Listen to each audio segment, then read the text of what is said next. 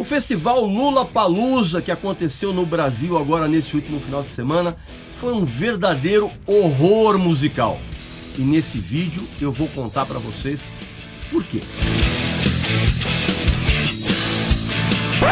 Meu amigo e minha amiga, mal acabou a edição brasileira do festival Lollapalooza agora no último final de semana e já um monte de gente me escreveu perguntando a minha opinião a respeito do que aconteceu nesse evento. Antes de eu começar esse papo, não esquece de fazer a sua inscrição aqui, meu amigo e minha amiga. Torne-se um assinante aqui do nosso canal para você acompanhar tudo que eu falo aqui. Você já sabe como é, muito fácil, não vou explicar, né? Vai sim. Se inscreve aí, pô! A primeira coisa que eu preciso dizer a vocês é que eu assisto esse tipo de festival do lugar mais confortável do mundo, que é o sofá da minha casa, assistindo a transmissão pela TV. Por quê? Porque esse tipo de maratona musical, ele só interessa a quem não está muito ocupado em assistir os shows, na verdade. Inclusive eu tenho um amigo, o André Barcinski, que ele tem uma frase maravilhosa: festival não é para quem gosta de música, festival é para quem gosta de festival. Ou seja, para quem gosta de ir na balada, né? Encara o festival como se fosse uma balada, para tirar muita selfie, para beijar muito e de vez em quando assistir um show.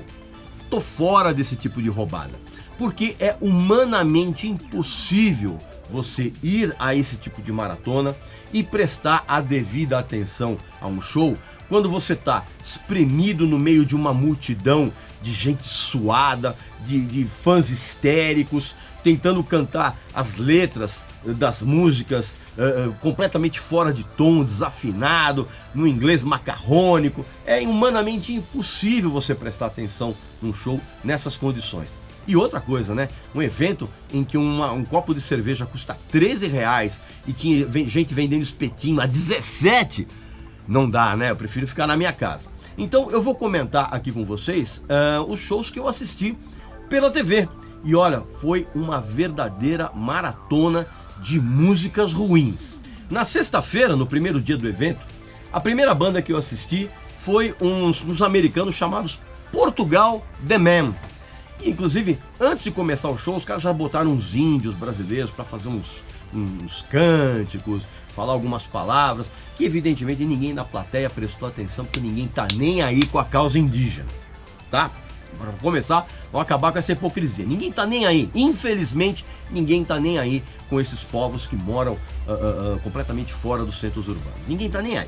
E o Portugal The Man é um grupo de uns indies bem mulambentos, que inclusive os caras abriram o show com um trecho de uma música do Metallica, que é a For the Warm the Bells Toys. Emendaram com Another Brick in the Wall do Pink Floyd, antes de começar a própria canção do repertório deles, cara. Que não dá pra levar a sério esse tipo de show, você tá entendendo? E assim, na maior parte do tempo, o som desses caras, bicho, parece trilha sonora pra propaganda de carro. É um negócio muito, muito, muito chato. Aí depois veio uns ingleses do The Falls, que já vieram aqui no Brasil várias vezes, que são os playboys indies, com caras de atores pornôs, assim, de filme de última categoria, e fazem a mesma coisa que o Portugal The Man. Som para propaganda de carro ou banco. Assim, é um tipo de som completamente inofensivo e institucional. Um negócio muito, muito chato. Tão chato quanto o show que veio na sequência, que é um grupo chamado The 1975, que parece uma versão dos Jonas Brothers, mas com um irmão só. Um som também terrivelmente inofensivo, cara. É uma coisa impressionante como essa turma é incapaz de fazer um som pop com algum tipo de conteúdo mais robusto. Aí depois, cara, veio o show dos Tribalistas, né, cara? Que é aquele terror de sempre. Uma sucessão de músicas absolutamente pavorosas. O Arnaldo Antunes cantando como se fosse um robô com algum defeito nas engrenagens. A Marisa Monte cantando muito mal, o que é uma coisa até que surpreendente. E o Carlinhos Brown fazendo aquelas percussões que só impressionam quem não tem a menor noção de ritmo. Então também foi um show muito, muito, muito maçante, assim. As músicas dos Tribalistas são simplesmente pavorosas. Aí depois veio o Sam Smith, que faz um pop meio soul tão desprovido de alma e até mesmo de alguma força genuína que esse estilo pode ter, que a impressão que dá, cara, é que o Justin Timberlake, perto dele, parece o Iggy Pop. É um som de plástico, é uma coisa assim tão inofensiva, tão limpa, tão cristalina, que chega a provocar vômito. E olha, eu quase tive vontade de vomitar mesmo nesse show. Ah, e por falar em vômito, eu vou dizer uma coisa pra vocês. Logo no primeiro dia do evento, a gente já percebe que aquela, na transmissão ali do Multishow, do Bis, aqueles canais todos que você já percebe que aquelas postagens que entram de vez em quando durante as apresentações, a postagem, tweet, mensagem, sei lá o que, aquilo ali é postado por gente 100% retardada. É uma coisa impressionante como nenhuma daquelas postagens tem alguma boa sacada. É simplesmente fãs imbecis com uma capacidade de raciocínio próxima do zero, mandando umas mensagens absolutamente debilóides. Assim, é uma vergonha alheia muito grande. E isso ocorreu nos 3 dias do evento. Aí, para encerrar, teve um show do Arctic Monkeys, que até que fez um show interessante, se você pensar bem no que eles apresentaram num palco de uma dimensão gigantesca. E eu tenho certeza que esse show funcionaria melhor se ele fosse num lugar menor, assim, com uma plateia um pouquinho mais reduzida, principalmente na hora que a banda levou para o palco as canções do disco mais recente, que é aquele Tranquility Base Hotel and Casino, né, que tem uma sonoridade um pouquinho mais introspectiva. Mas enfim, até que foi um show razoável, né? Dentro desse dia que foi um verdadeiro terror em termos de transmissão pela TV. Aí teve o show de sábado, que deu aquela confusão toda, que você já sabe, você acompanhou pelo noticiário. O show do Rashid foi interrompido no meio por uma questão de segurança, porque na verdade havia o prenúncio de uma tempestade se aproximando, com raios, esse tipo de coisa, e a produção acertadamente interrompeu o evento, pediu para todo mundo se afastar, inclusive a grande parte do público foi evacuada para longe do palco, para longe das estruturas metálicas, por uma questão de segurança. É óbvio, você não pode ter num local descampado, aberto, muita gente reunida próxima a estruturas de metal, com uma tempestade, com raios. Isso aí evidentemente é um prenúncio de tragédia. Então a produção acertou muito ao tomar as devidas precauções, que depois acabaram não se concretizando, graças a Deus. E é importante saber, cara, que esse tipo de precaução ele é pertinente, porque já aconteceram festivais em que rolaram tragédias. Eu lembro, por exemplo, em 2011, que teve um festival na Bélgica chamado Pukkelpop, que teve uma tempestade gigantesca que derrubou árvores, derrubou todas as estruturas do evento, e o que é pior, cara, toda essa confusão climática causou a morte de 3 pessoas e ferimentos em mais de 100. Lembro também que em 2017, se eu não me engano, o próprio Lollapalooza de Chicago foi evacuado devido a tempestades. Então, assim, a precaução da produção foi correta. Antes de eu continuar com o meu relato aqui do que eu assisti no Lollapalooza, presta atenção nessa mensagem que eu tenho para você que é pai e mãe e está muito preocupado com o lixo plástico que está tomando conta do nosso planeta. Presta atenção e ouça essa mensagem. Todo mundo gosta de comer um peixe, né? Peixe bem temperadinho, fritinho, né?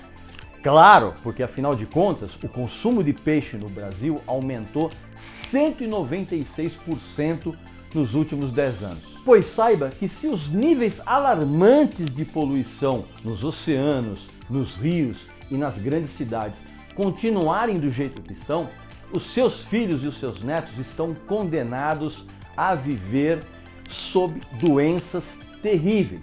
Por quê? Porque os próprios peixes estão contaminados com toxinas pesadas oriundas justamente da poluição do meio em que eles vivem, ou seja, os rios e os mares. Até mesmo o sal que nós ingerimos na cozinha está contaminado por micropartículas de plástico, conforme atestam algumas pesquisas e estudos recentes. estamos ingerindo lixo. É por isso que eu apoio completamente o trabalho da ONG Ambientalizando. E você deveria fazer isso também. Quando tudo se normalizou, aí veio o quê? Veio o show do Snow Patrol. Eu confesso assim que eu tenho os discos da banda, acho bem legais, mas ao vivo, cara, o Snow Patrol é um porre. Por quê? Porque parece banda de festa de diretório acadêmico, com um repertório soporífero, muito mal escolhido e, pra piorar, cara, ali ninguém tem carisma de palco. É uma coisa impressionante. Então, assim, é um show que você assiste, assim que o show acaba, você não consegue lembrar de nada do que você acabou de assistir. Uma vergonha. Aí depois eu assisti o show do Bring Me The Horizon, que pelo menos teve um pequeno mérito de trazer algum tipo de energia raivosa pro evento, você tá entendendo? Só que esses caras, bicho, são um bando de mauriçolas posando de rebeldes, com umas músicas que são apenas dejetos daquela onda new metal, tá? Só que com uma abordagem meio emo, assim, um troço simplesmente pavoroso. E pra piorar, quase tudo pré-gravado, um monte de vocais pré-gravados, instrumentos, assim, uma farsa total. Outra farsa foi o show que eu assisti na sequência, que foi o do Lenny Kravitz. Pois é, meu amigo e minha amiga, olha só, ele estava nitidamente cantando em playback na grande maioria do show, tá? Logo de cara, inclusive, na primeira música ele já deu para perceber isso. E evidentemente que, assim, o show é um tsunami de hits, você tá entendendo? São músicas muito boas, tal, a banda legal, só que tava tudo tão pré-gravado que tira um pouco da espontaneidade do que você tá assistindo. E assim, na transmissão era nítido você ver quais eram as músicas que a banda realmente estava tocando para valer, ou as músicas que a banda estava tocando em cima de umas bases pré-gravadas. É uma vergonha, o Lenny Kravitz não precisa disso. Mas, infelizmente, na grande maioria da sua apresentação, o que rolou foi isso, cara. A banda tocando e cantando em cima de bases pré-gravadas. Pô, isso é uma vergonha, né? E vou falar um negócio pra vocês. Isso é muito mais comum hoje em dia no show business do que você pode imaginar. Isso aqui é um exemplo de como havia essa diferença. Se você assistir a apresentação novamente, em algum tipo de reprise, ou mesmo quem estava lá e prestou realmente atenção, acho que numa das últimas músicas, que é a Are You Gonna Go My Way, fica nítido que a banda estava realmente tocando, sem nenhuma base pré-gravada. Se você comparar o que você assistiu nessa música com as músicas anteriores, você vai notar uma diferença gritante. Cara, aí depois teve um show de um desses rappers aí, chamado Post Malone, que é um gordinho, parece uma versão do Otto, só que nesse R&B, meio hip hop, essa picaretagem toda que tá rolando agora nos Estados Unidos, já tá rolando isso há anos, na verdade. E assistir o show desse cara, sozinho, num palco gigantesco, sem banda, e cantando em cima de playback, foi um porre que você não tem noção de quão horrível foi.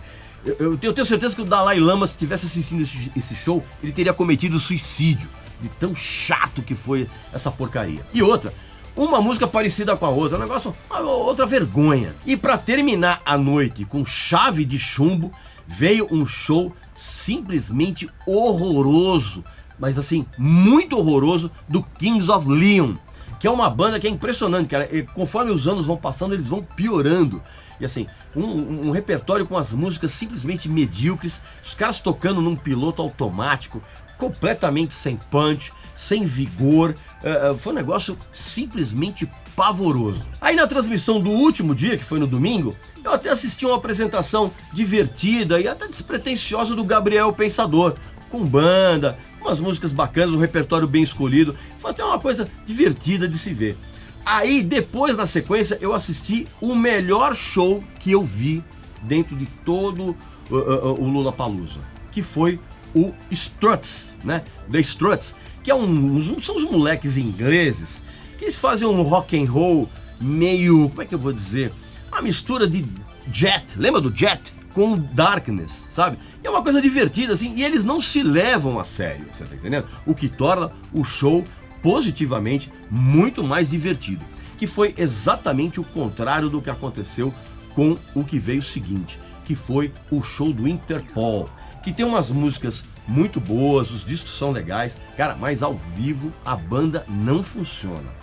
Primeiro porque, assim, os arranjos que eles levam pro palco é uma coisa que sou até meio pedante, assim, aí os caras têm uma postura meio blasé, que aí torna você assistir o show um negócio extremamente entediante, cara, um negócio...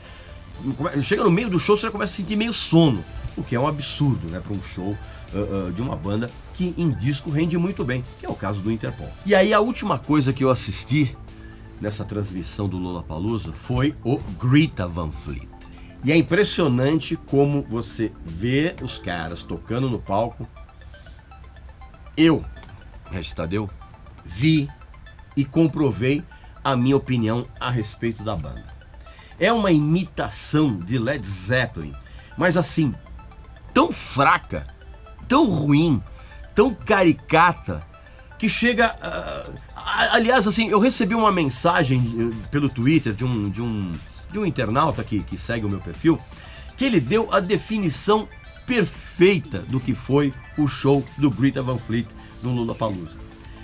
Parece uma banda do programa Hermes e Renato. Lembra aquele programa genial que tinha? Cara, é exatamente isso. Você assiste o Greta Van Fleet, a impressão que dá que você está vendo uma paródia, assim, um programa do Hermes, um quadro do Hermes e Renato. Porque primeiro que assim, é uma gritaria tão incessante e tão desnecessária.